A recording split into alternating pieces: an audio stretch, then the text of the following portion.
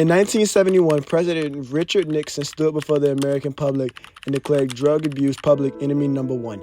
This moment marked the beginning of what would become known as the War on Drugs, a decades-long campaign that reshaped American law, society, and criminal justice. I began the meeting by making this statement, which I think needs to be made to the nation. America's public enemy number one in the United States is drug abuse. In order to fight and defeat this enemy, it is necessary to wage a new all-out offensive. I have asked the Congress to provide the legislative authority and the funds to fuel this kind of an offensive. This will be a worldwide offensive dealing with the problems of sources of supply as well as Americans who may be stationed abroad wherever they are in the world. It will be government-wide, pulling together the 9 different fragmented areas within the government in which this problem is now being handled. During the 1960s and early 1970s, the United States was going through a lot of change.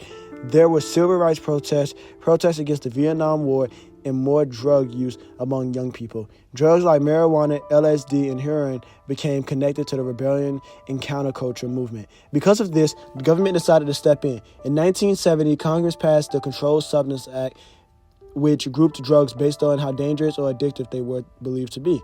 Then in 1971, President Richard Nixon officially started the war on drugs. Although Nixon supported some treatment programs, his administration also increased policy and stricter punishments for drug crimes.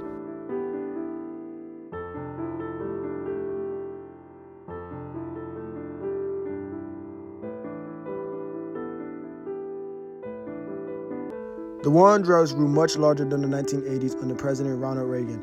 At the time, crack cocaine use was increasing in many American cities, and news stations constantly showed stories about drugs and crime. The government responded with tougher laws and longer prison sentences. New mandatory minimum sentences laws meant judges had less freedom when deciding punishments. Even people charged with nonviolent drug crimes could spend many years in prison. One major issue was the difference between crack cocaine and powder cocaine sentencing. Crack cocaine offense often received much harsher punishments, even though the drugs were very similar. At the time, First Lady Nancy Reagan started the Just Say No campaign to encourage young people to avoid drugs. Even with these efforts, prison populations continued to rise. Much in these last few years, whether it's been rebuilding our economy or serving the cause of freedom in the world, what we've been able to achieve has been done with your help, with us working together as a nation united. Now we need your support again. Drugs are menacing our society. They're threatening our values and undercutting our institutions. They're killing our children. From the beginning of our administration, we've taken strong steps to do something about this horror. Tonight, I can report to you that we've made much progress. 37 federal agencies are working together in a vigorous national effort. Drugs. Some of the big kids do them. So it's tough for us younger now. But my mom and dad helped get this DARE anti-drug program in our school. It's run by specially trained police. Now we're saying no to drugs.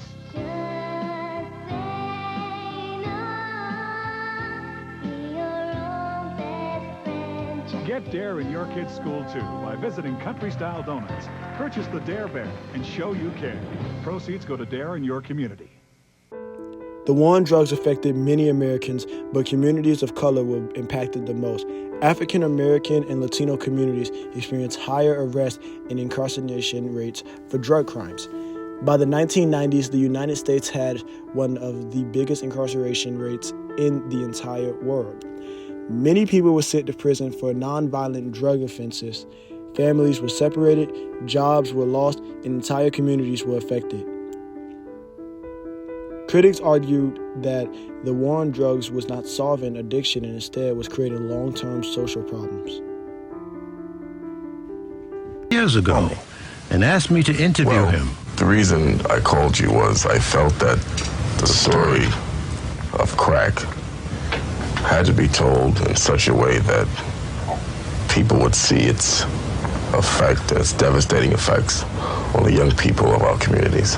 My own personal experience with crack has been one of, how could I say, complete madness. My first 9 months in using crack, I spent over $50,000, which included... Say that again, please. My first 9 months of involvement with crack, I've spent over $50,000. $50,000. $50,000. Where did you get this kind of money from? Well, some of it was money that I had saved up. I was currently working as an engineer for a communications firm, earning $35,000 a year. I would spend my entire paycheck in one night on crack. So after my pay was gone, I would go to the bank and I started to deplete my savings. Us in Washington with First Look. The Food and Drug Administration is wading into a medical controversy today that in some cases is pitting doctors against pharmacists. The agency is seeking public comment on the creation of a third class of drugs. Now, currently, with one or two exceptions, there are prescription drugs. That's one class, and there are over-the-counter drugs. That's the other. This third class would be behind-the-counter drugs, drugs that are considered safe enough to be purchased without a doctor's prescription, but that might require counseling from a pharmacist on whether they're right for you and how to take them.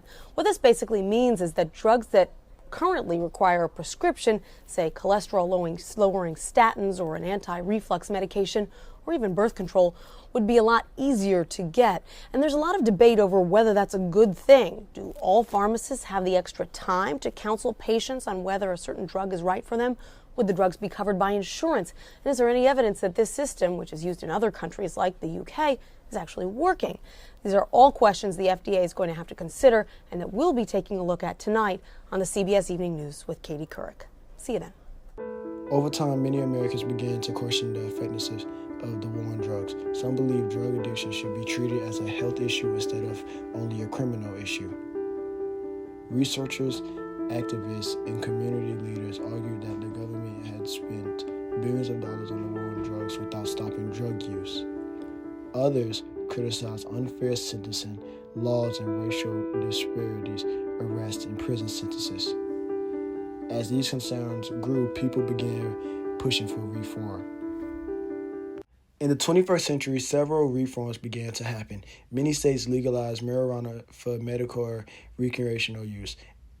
In 2010, the Fair Sentencing Act reduced the sentencing differences between crack cocaine and powder cocaine offenses. Today, many programs focus more on rehab and treatment instead of only punishment.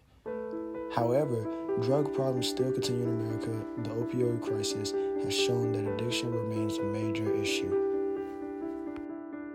The war on drugs changed the United States in many ways. It began as a reaction to rising drug use and social change, but over time it has led to debates about fairness, incarceration, and reform. The policy affected millions of people and continues to influence American society today.